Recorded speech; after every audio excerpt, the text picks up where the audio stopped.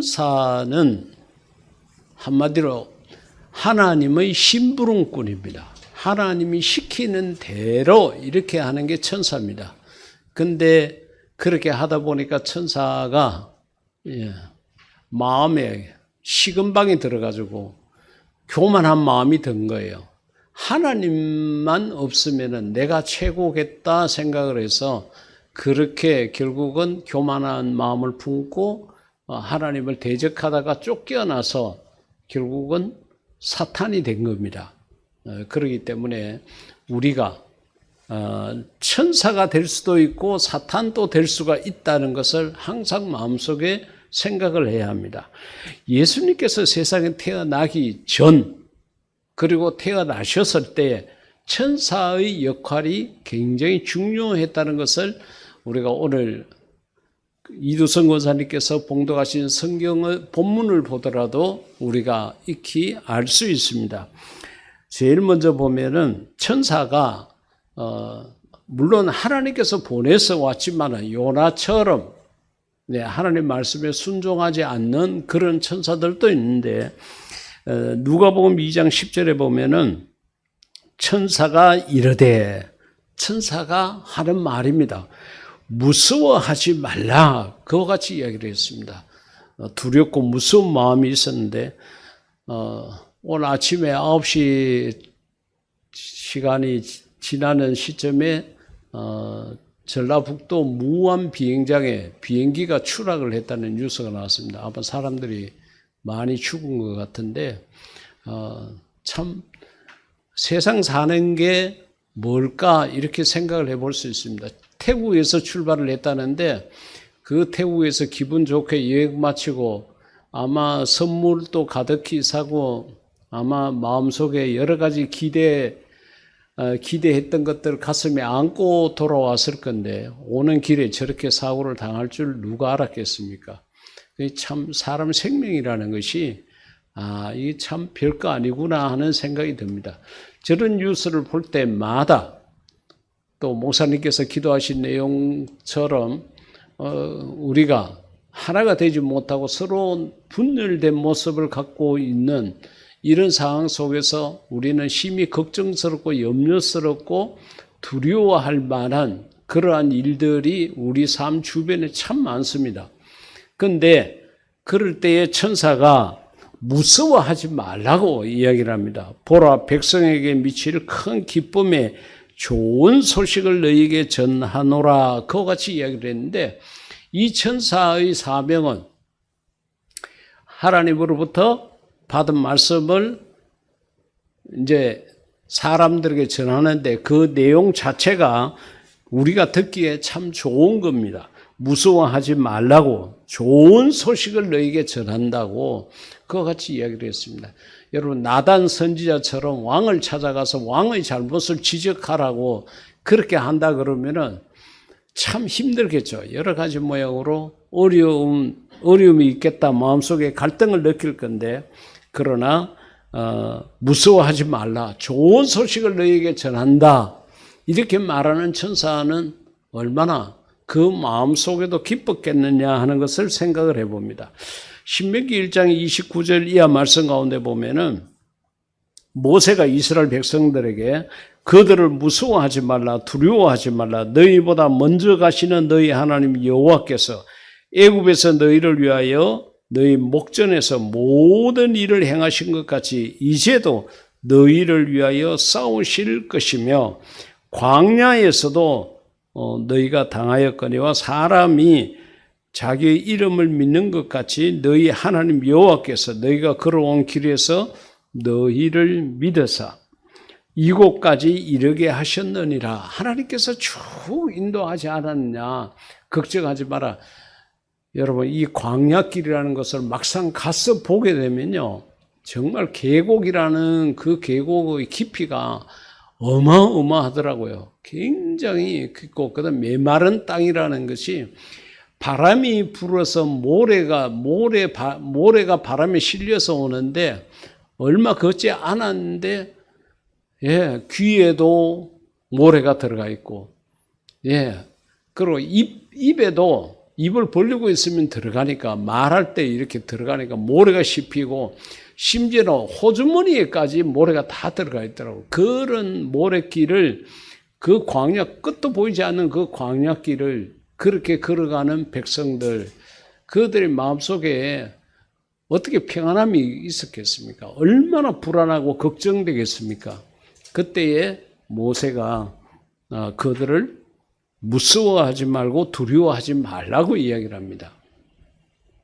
여러분, 우리가 지금 우리 대한민국 땅에 살고 있는 우리들 전체적으로 마음의 걱정, 근심, 염려거리가 참 많다는 그러한 시기를 지내고 있습니다. 이럴 때에 아이고 큰일 났다, 이러다가 안 되겠다, 이래가 왜 살겠노, 이렇게 부정적인 말을 하지 말고 광야길에서 걱정하고 있는 이 백성들에게 모세가 이야기한 것처럼 두려워하지 마라. 세상이 이렇더라도 하나님이 살아계시고 하나님이 이 나라의 모든 것을 주관하시고 우리 삶을, 우리의 걸음을 주관하시기 때문에 우리가 하나님을 제대로 믿고 하나님을 바르게 섬기면은 걱정할 거 없다. 하나님 앞으로 더 가까이 가자. 이렇게 위로해주고 격려해주고 칭찬해 줄 수 있는 그런 믿음의 사람이 될 수 있기를 주의 이름으로 부탁을 드립니다. 그 다음에 또 천사 가운데 누가복음 2장 10절 가운데 보면 기쁜 소식을 전했다는 거죠. 온 백성에게 미칠 큰 기쁨의 좋은 소식을 너희에게 전하노라. 여러분들에게 문자가 오거나 여러분들에게 전화가 오거나 여러분들에게 어떤 연락이 왔는데 기쁜 소식이에요. 오게 되면은 여러분 전하는 자도 기쁘고 듣는 사람도 기쁘지 않겠습니까? 오늘 아침에 청도에 계시는 분이 문자를 하나 보내왔는데, 목사님, 내일 우리 합창단이 전부 다 모여가지고 떡국을 끓여 먹기로 했는데 목사님 오시면 좋겠습니다. 그렇게 연락이 왔어요. 저는 뭐 그 합창단은 또 아니고 아무것도 아니지만은 그 합창단의 단장 되시는 분이 우리 무료급식에 배달 봉사를 하시는 분이세요. 그리고 또 그 멤버들 중에 여러 가지 모양으로 우리 무료급식을 알게 모르게 돕는 분들이 계십니다. 그래서 제가 내일 시간 맞춰서 가겠습니다. 그렇게 했는데 마음에 그 문자를 받고 초대를 받아서 참 기쁘다, 즐겁다, 고맙다 이런 마음이 들은 거예요. 여러분들에게도 이 연말 연시에 좋은 소식들이 많이 오고 갈 수 있기를 주의 이름으로 축복합니다. 여러분들 교제라는 것이 정말 중요하지 않습니까? 내가 문자로도 그렇게 할 수 있고 전화도 할 수가 있고 이렇게 오늘과 같은 주일날 이렇게 모여서 서로 대화를 통해서도 그럴 수 있습니다. 여러분들이 좋은 소식을 전하는 천사와 같은 그런 걸음을 걸을 수 있기를 주의 이름으로 부탁을 드립니다. 우리 지난 주일날 점심 먹고 그렇게 하면서 현재가 아빠가 다니는 회사에 취업을 했다는 소식을 들으니까 얼마나 기쁜지 몰랐습니다. 제가 그래서 월급날이 언제고 물었습니다. 첫 월급을 기대하면서 제가 물었어요. 예. 그러니까 우리 교회 청년들이 취업을 하고 결혼을 하고 좋은 일들이 이렇게 저런 모양으로 이렇게 있다는 그 자체가 말하는 사람도 기쁘고 듣는 사람도 기쁜 거예요. 우리가 어떻게 하든지 이 땅에서 하나님이 내게 베풀어 주신 은혜 이런 것들을 생각하면서 내가 이런 은혜를 받았다고, 내가 이것이 하나님 은혜인 것 같다고 하나님을 찬양하며 또 여러분의 신앙도 고백하고 기쁜 소식들을 많이 주고받을 수 있는 그런 우리 성도들이 되기를 주의 이름으로 부탁드립니다. 이사야 52장 7절 가운데 보면은 좋은 소식을 전하며 평화를 공포하며 복된 좋은 소식을 가져오며 구원을 공포하며 시온을 향하여 이르기를 내 하나님이 통치하신다 하는 자의 산을 넘는 발이 어찌 그리 아름다운가. 복음을 전하는 발이 그렇게 아름다운 거야. 하나님을 전하고 예수님을 전하는 것이 얼마나 아름다운 일입니까? 그런데 우리는 이것이 구원의 길을 열어주는 거라는 것을 우리가 잘 생각하지도 못하고 예수 믿으라고 전하는 것이 힘들다고만 생각을 해서 우리의 입으로 예수님을 전하지 못하는 그러한 모습들이 참 많이 있는데, 여러분 정말 죽을 수밖에 없는 사람에게 살 길을 가르쳐 주는 것 얼마나 감사한지 모릅니다. 얼마나 귀한지 모릅니다. 그렇기 때문에 여러분, 내가 믿는 하나님, 내가 믿는 예수님을 주변 사람들에게 많이 전하는 그런 천사가 될 수 있기를 주의 이름으로 부탁을 드립니다. 그런가 하면은 누가복음 2장 13절 가운데 보면은 하나님을 찬송한 천사도 나옵니다. 홀련히 수많은 천군이, 군사적 용어죠. 그 천사들과 함께 하나님을 찬송하여 이르되, 그같이 이야기를 했습니다. 여러분, 우리가 살면서 하나님을 찬송하는 일을 쉬지 말아야 됩니다. 찬송하는 일을 게을리하지 말아야 합니다. 바로 그 뒤에 말씀, 시편 저자가 고백한 걸 보면은 시편 149편 1절 이하에 할렐루야 그러면서 새 노래로 여호와께 노래하며, 새로 노래를 만들어야 되겠죠. 예, 성도의 모임 가운데서 찬양할지어다. 성도들이 모여서 그 속에서 우리가 하나님을 찬양한다는 거, 이게 얼마나 아름다웁니까? 그래서 우리 10시부터 우리 교회 찬양을 하거든요. 예, 여러분들이 조금만 일찍 오시면은 10시부터 이렇게 찬양하는 것 하나님이 얼마나 기뻐하시겠습니까? 그렇게 우리도 해야 될 것입니다. 성도의 모임 가운데서 찬양할지어다. 이스라엘은 자기를 지으신 이로 말미암아 즐거워하며, 이 말씀 속에서 찬양할지어다, 그 다음에 즐거워할지어다, 그 다음에 그를 찬양할지어다, 그러고 마지막 부분에 가서는 그들의 침상에서 기쁨으로 노래할지어다, 그와 같이 이야기를 했습니다. 찬양하고 즐거워하고 또 찬양하고 기쁨으로 노래할지어다, 이렇게 시편 저자가 이야기를 했습니다. 여러분, 우리가 찬양을 입에 달고 살아야 됩니다. 예, 이래가 못 살겠다, 이래가 어떻게 하겠느냐, 안 된다, 못한다, 부정적인 말은 버리십시오. 그렇게 하고 모든 것이 하나님 은혜다, 이만하면 됐다, 하나님께서 주실 거야, 그러고 여기까지 인도하신 하나님을 찬양하자, 이렇게 우리가 고백하는 그런 것들이 꼭 곡조가 안 들어가더라도 그 내용적으로 하나님을 높이고 하나님을 찬양하는 모습은 우리 믿음의 사람들의 입에 발린 소리, 정말로 저절로 입만 열면은 나오는 소리가 하나님에 대한 감사와 찬양이 되어야 된다는 겁니다. 천사는 하나님이 그때마다 그 현장으로 보내서 그 사람에게 그렇게 전하게 했지만은 저와 여러분들도 하나님이 보낸 자이지 않습니까? 그렇기 때문에 우리의 입에도 천사 못지않는 감사와 찬양이 있어야 합니다. 이 시편 저자의 말처럼 우리가 새 노래로 여호와께 노래하고 찬양하고 감사하는 모습이 우리 속에 넘쳐야 한다는 겁니다. 금년 한 해를 지나온 것을 쭉 생각을 해 보십시오. 어렵고 힘든 순간도 있었고 또 그렇지 않고 기쁘고 감사한 순간도 있었죠. 그런데 두 개가 다 있는데 중요한 것은 이 가운데 내가 무엇을 기억하는가 하는 것이 중요한 것입니다.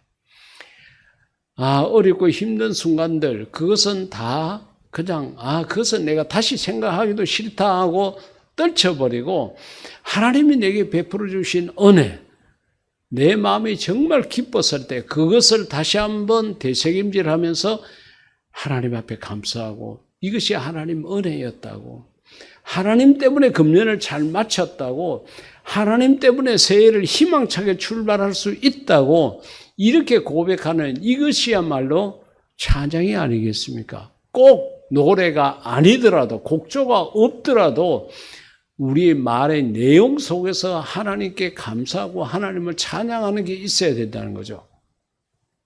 여러분, 이스라엘 백성들이 출애굽하는 과정 40년이었잖아요. 근데 성경에 기록된 거 보면은 그 40년 동안에 이스라엘 백성들이 불평, 불만 이렇게 했던 것들이 한 10번 정도 기록이 되어져 있습니다. 길을 둘러간다고 불평하고, 목마르다고 불평하고, 퍼뜩하면은 모세 때려 죽인다고 막 그렇게 나서고, 하나님 앞에 기도하라고 막 그렇게 부탁하는 게 아니라 욱박지르고 막 지도자를 못 살게 굴고 막 그렇게 했거든요. 그런데요, 출애굽기를 읽어보게 되면은 그렇게 불평할 때마다 하나님께서 반드시 그 대가를 치르게 했습니다. 하나님께 감사할 줄은 모르고 하나님이 그 애굽에서 해방되게 해주고 여기까지 인도해 왔던 것은 다 잊어버릴 거예요. 그리고 지금 내가 고기 먹고 싶고 지금 내가 목마르고 지금 내가 어렵고 한 거 그것 때문에 불평, 불만을 쏟아내니까 그 그름들을 쭉 지금까지 인도하고 계시는 하나님이 들었을 때는 패역한 백성이요, 양심에 화인을 맞은 백성처럼 목이 뻣뻣하고 목이 곧은 교만한 백성으로 하나님께서는 생각을 하셨던 겁니다. 그래서 그때마다 벌을 내리셔요. 여러분, 40년 동안에 10번 같으면은 숫자적으로 통계를 내보면은 4년마다 한 번 불평한 게 되지 않습니까?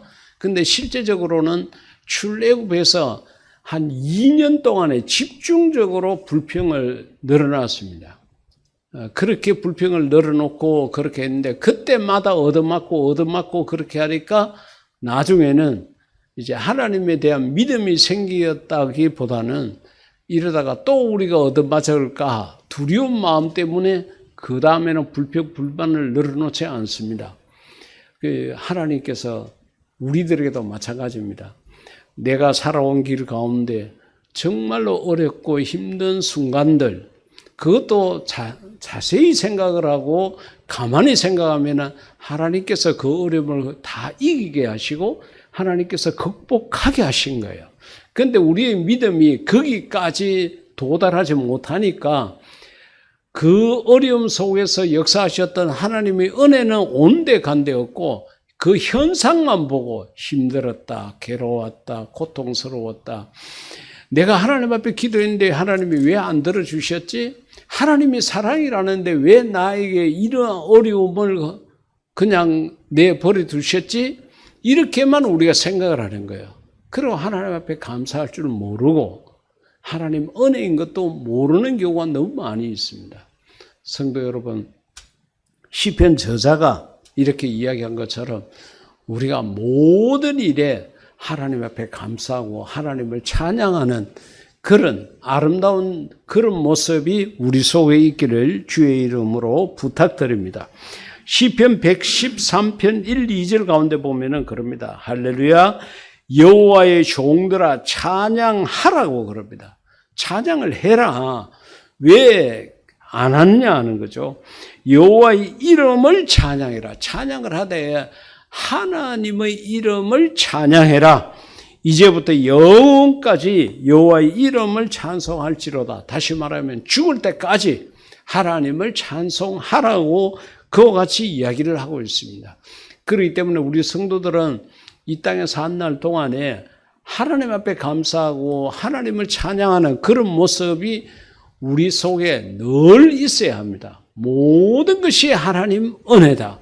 하나님께서 인도하고 계시고 하나님께서 인도해 주셨고 내년에도 하나님께서 인도하실 것이다. 믿음의 확신을 갖는 것이 우리가 하나님을 찬양하는 한 종류가 될 것입니다. 천사가 하나님의 심부름꾼으로 순종해서 마음속에 두려움이 있는 자들에게 평안함을 주고 안심을 시키고 그렇게 한 것처럼 또 그렇게 하나님을 찬양한 것처럼 우리도 지나간 시간들은 다시 우리가 돌이켜서 어떻게 할 수 없지만은 이제 한 해를 마무리하고 한 해를 시작하는 이 점에 우리가 정말로 예수 그리스도 구세주라는 것도 기쁨의 좋은 소식도 우리가 주변 사람들에게 전하고 우리의 입술로 늘 하나님을 찬양하는 그런 아름다움이 있는 저와 여러분이 될 수 있기를 인류 최대 멋쟁이이신 예수님 이름으로 축복합니다. 이 시간 우리 다 같이 기도할 때 하나님, 내가 하나님의 심부름꾼이었던 천사들이 두려움에 있는 자를 격려하고 기쁜 소식을 전했던 것처럼 하나님을 찬송했던 것처럼 나도 그런 삶을 살 수 있게 해달라고, 잠시 잠깐 사는 이 세상에서 불평하고 원망하는 것이 아니라 감사하고 찬양하고 기뻐하고 즐거워하는 그런 내 신앙이 되게 해달라고 우리 자신의 신앙을 위해서 기도하시겠습니다.